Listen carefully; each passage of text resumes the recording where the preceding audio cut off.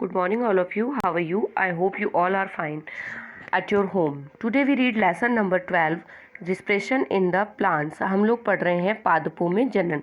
जैसा कि हम लोगों ने प्रीवियस वीडियो में पूरा पढ़ लिया था कि अनसेक्सुअल और सेक्सुअल तरीके से रिप्रोडक्शन होता है प्लांट्स में, और जो रिप्रोडक्शन था वो अनसेक्सुअली किस किस के थ्रू हुआ था, रूट्स के थ्रू, स्टेम के थ्रू, है ना।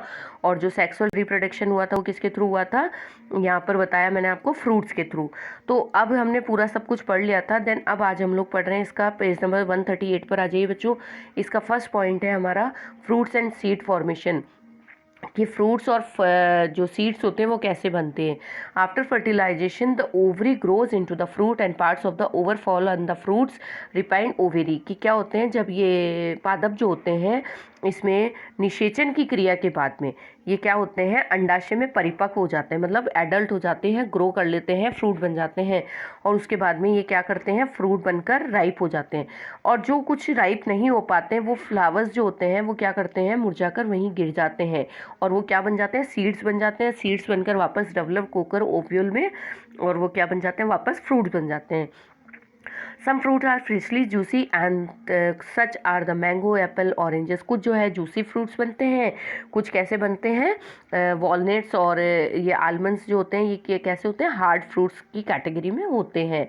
और ये किस में प्रोटेक्ट, किस में रहते हैं, embryo enclosed in the protective seed coat. ये किस में सुरक्षात्मक रहते हैं, एक बीजावरण के थ्रू रहते हैं। नेक्स्ट पॉइंट आता है हमारा सीड डिस्प्रेजल। अब देखिए सीड्स जो होते हैं, बीज एक जगह से दूसरी जगह कैसे डिस्प्रेस्ड हो जाते हैं, कैसे चले जाते हैं। तो यहाँ पर देख लेते हैं हम थोड़ा सा। हमने क्लास 5th में भी पढ़ा था कि सीड्स जो होते हैं एयर के थ्रू, एनिमल्स के थ्रू, वाटर के थ्रू, इन सब के थ्रू क्या होते हैं, डिस्प्रेजल हो जाते हैं, एक जगह से दूसरी जगह पहुंच जाते हैं। तो in nature some kind of the grow at the different places, this happen, seeds are the disperse to the different places. कि जो ये सीड्स होते हैं ये अगर एक ही जगह पर उग जाएं तो क्या होगा, है ना। ऐसा तो होता नहीं, ये अलग अलग जगह पर जाते हैं और उग जाते हैं, और विभिन्न स्थानों पर प्रकीर्णन के कारण होता है, डिस्प्रेस के कारण होता है। Sometime after a walk through a forest और द फील्ड और a park you may have found seeds and fruit sticking in your cloth. कि कभी कभी ऐसा भी होता है, हम किसी खेत में या उद्यान में जाते हैं, वहाँ पर खेलते खेलते हमारे कपड़ों पर भी ये चिपक जाते हैं। और कभी आपने ये जानने का कोशिश किया है कि अगर आपके कपड़ों पर कैसे चिपक जाते हैं। अब पता है ना भाई, खेलते हैं, खेलने के बाद भी क्या होता है, कुछ सीड्स जो होते हैं हमारे क्लोथ्स क्या है, गीले हैं सॉरी, तो उसमें चिपक जाते हैं। और जब हम बैठते हैं कहीं पर दूसरी जगह जाकर तो वापस कपड़ों को झड़काओगे आप तो वापस उतर जाते हैं, तो वहाँ पर वो प्लांट ग्रो कर जाता है। तो what do you think will happen if all seeds of the plant were to the fall into the same places, grow there, there would be the several completion in the sunlight, water, minerals and species। क्या होगा अगर एक ही जगह पर हम लोग अगर ये सोचें कि अगर एक ही जगह पर सारे बीज गिरकर उग जाएं तो इस स्थिति में क्या होगा, वही स्थिति में क्या होगा कि जो नए पादप हैं, जो नए पौधे उगेंगे उनके बीच में ना तो जल, धूप, मिनरल्स, न्यूट्रिशन, ये सब बहुत मुश्किल से मिल पाएगा, और वो पूरी तरह से ग्रो नहीं हो पाएंगे, एक ना विकसित नहीं होगा। तो इससे क्या होगा, उसमें प्रकीर्णन भी, पादपों को बीजों में प्रकीर्णन से लाभ होता है। इससे एक ही प्रकार के पादप में नवोद्भिद में सूर्य के प्रकाश, जल, खनिज के लिए परस्पर स्पर्धा की संभावना कम हो जाती है। मतलब जगह जगह चल जाते हैं तो उससे क्या होते हैं, अलग अलग जगह पर डिस्ट्रीब्यूट हो जाते हैं। डिस्ट्रीब्यूट होने की वजह से वो अच्छे से ग्रो कर पाते हैं, है ना। तो और ग्रो कर पाते हैं तो उनको न्यूट्रिशन, सनलाइट और ये सब चीज़ें पूरी फुलफिल हो जाती है। अब देखिए seeds and fruits of plants are carry away with the wind, water और एनिमल्स। आगे बात मैंने अभी आपको बताई दी थी कि जो सीड्स होते हैं वो किसके थ्रू चले जाते हैं, विंड्स के, वाटर के और एनिमल्स के थ्रू एक जगह से दूसरी जगह डिस्प्रेस्ड हो जाते हैं। Those of the drumstick and maple and light seeds of grasses and हेरी सीड्स इन आक, जिसे हम लोग कहते हैं मदार, एंड हेरी फ्रूट्स ऑफ द सनफ्लावर।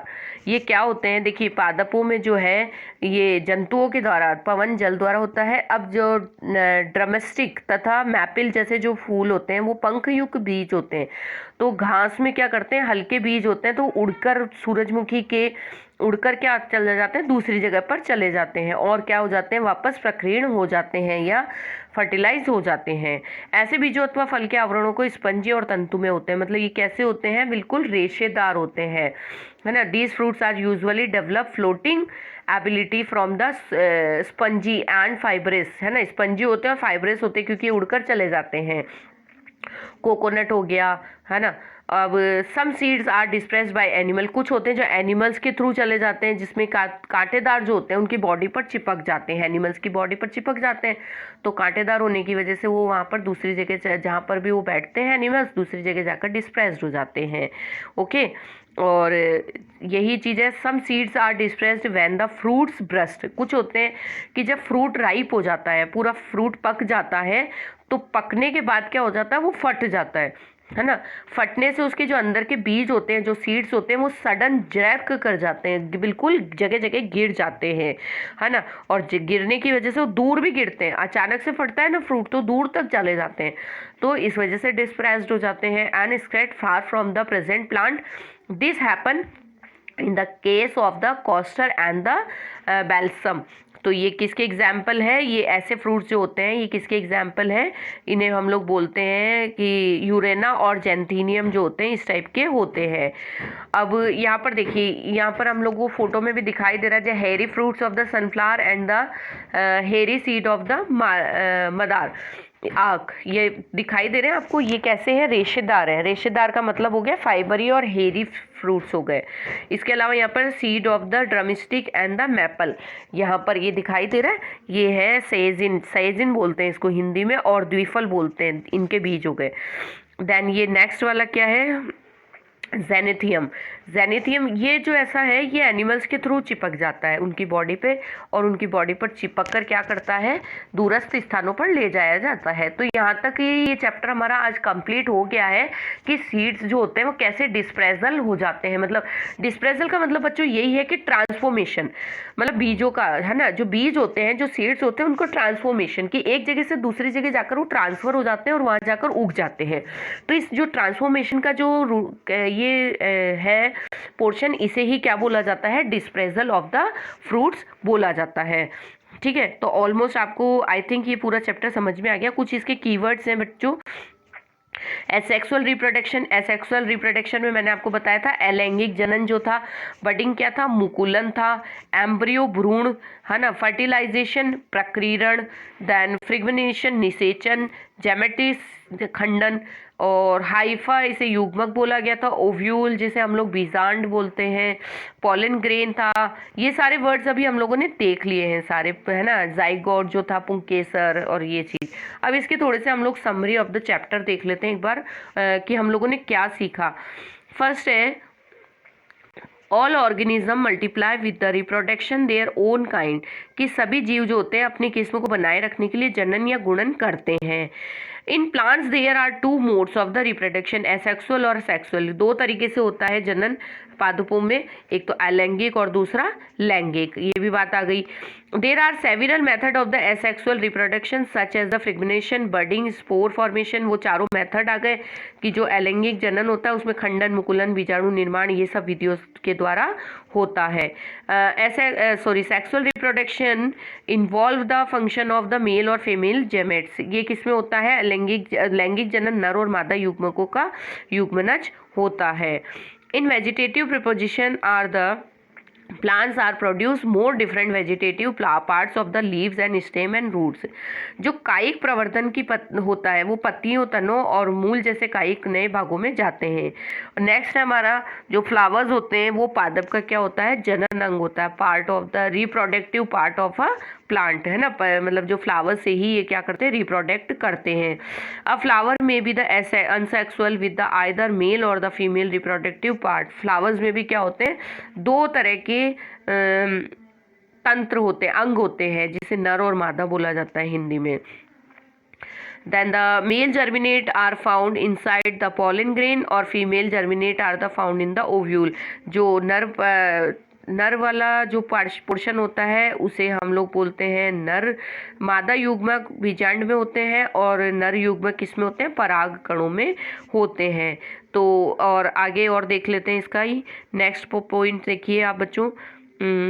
हाँ, pollination is the progress of the transfer of pollen grain from the anther और one flower of the stigma of the same of another flower.